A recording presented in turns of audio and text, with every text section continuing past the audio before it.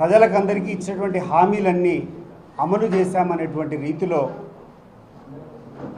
ఈ ప్రభుత్వ పెద్దలు మాట్లాడుతున్నటువంటి తీరు చూస్తుంటే ప్రజలందరూ కూడా దిగ్భ్రాంతికి గురవుతున్నారు.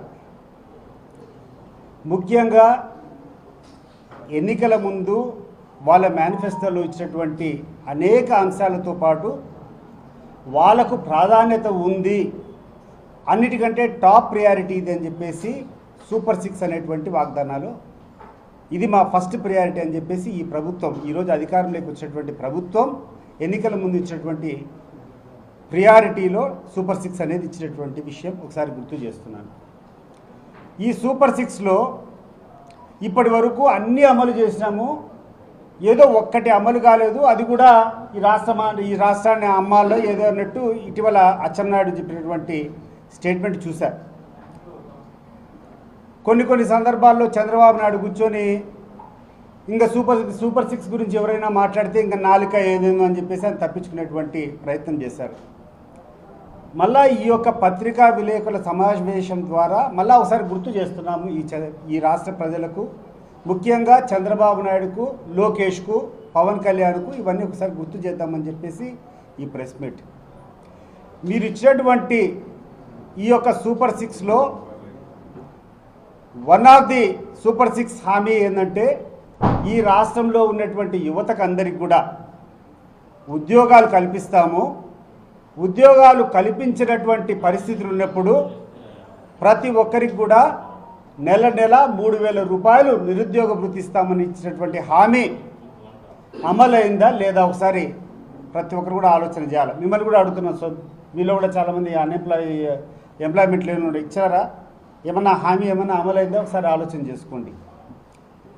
నంబర్ 2, ఈ రాష్ట్రంలో ఉన్నటువంటి రైతులకందరికీ 20,000 రూపాయలు ప్రతి సంవత్సరం ఇస్తామని చెప్పి హామీ ఇచ్చారు.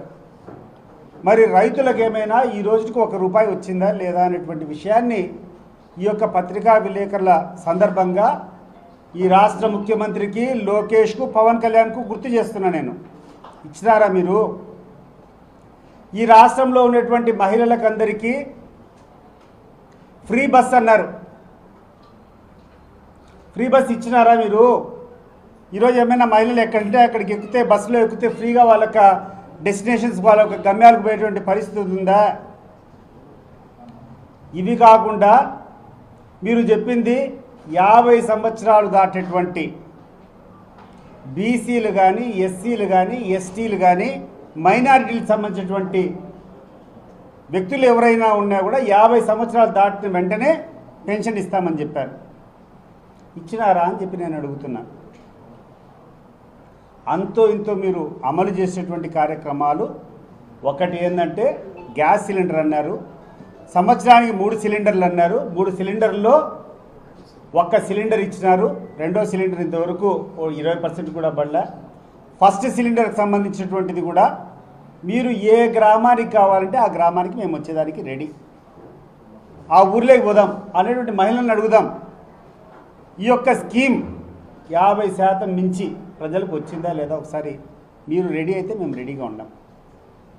సో నువ్వు అమలు చేసేటువంటి ఒక ప్రోగ్రాము సగం మంది లబ్ధిదారులు కూడా చేరలేదనేటువంటి విషయాన్ని నిరూపించేదానికి మేము రెడీగా ఉన్నాం.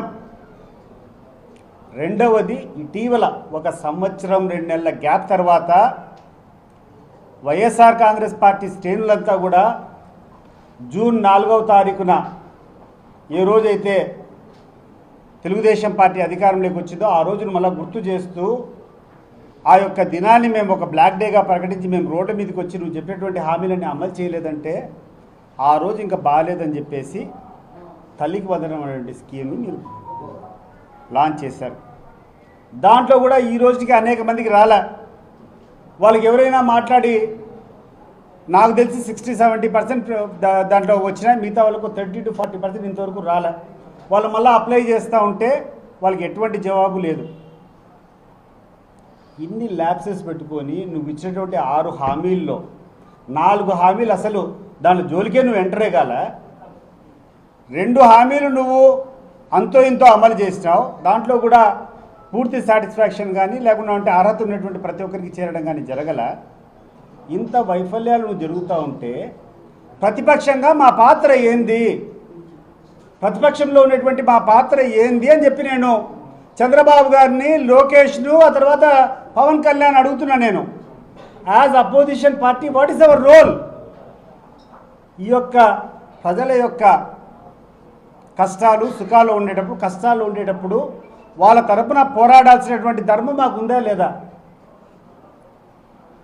ఈరోజు నువ్వు ఇచ్చినటువంటి హామీలు అమలు చేయకుండా రోజుకొక తప్పుడు ఆరోపణ చేసుకుంటాడో